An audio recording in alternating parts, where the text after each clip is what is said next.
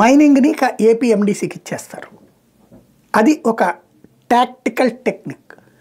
ఎందుకంటే వాస్తవంగా రాష్ట్రంలో గనుల వ్యవహారాల్లో అత్యధికంగా ఒకప్పుడు కాంగ్రెస్ పార్టీ వాళ్ళ చేతుల్లోనే ఉండే.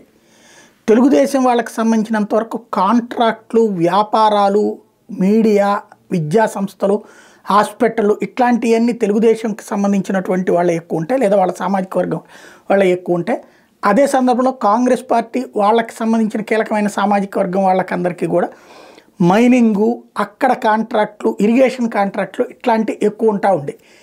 ఇక్కడ తాజాగా మైనింగ్కి సంబంధించిన దాన్ని ఇప్పటికిప్పుడు అర్జెంటుగా మార్చేసేసి తెలుగుదేశం వాళ్ళకి ఇచ్చినా అందుకోవడం కష్టం. అలాంటి తెలుగుదేశం వాళ్ళ చేతికి ఇచ్చి వైసీపీ వాళ్ళ దగ్గర నుంచి తీసుకోమంటే ఇప్పుడు నెల్లూరు జిల్లా లాంటి పరిస్థితులు ఎదురవుతాయి.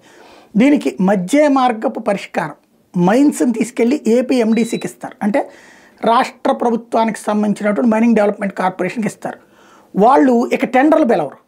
టెండర్ పిలవకుండా పార్టీకి సంబంధించిన నాయకులకి లేకపోతే కనుక ప్రభుత్వం చెప్పే వాళ్ళకి లీజులకి ఇస్తారు.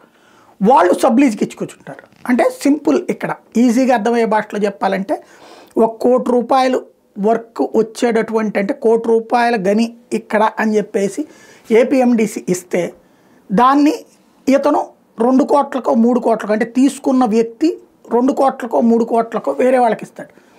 అతను దాంట్లో ఒక 4 కోట్ల 5 కోట్లు సంపాదించుకోవాలి. ఇక్కడ ఏపీఎండిసికి ఓ 10 లక్షలు 20 లక్షలు ఇతను ఇస్తాడు. ఇతని దగ్గర నుంచి తీసుకుని ఈ మధ్యలో వచ్చింది ఏ పని చేయకుండా డబ్బులు సంపాదించుకోవచ్చు. ఇది ఒక చక్కటి కాన్సెప్ట్.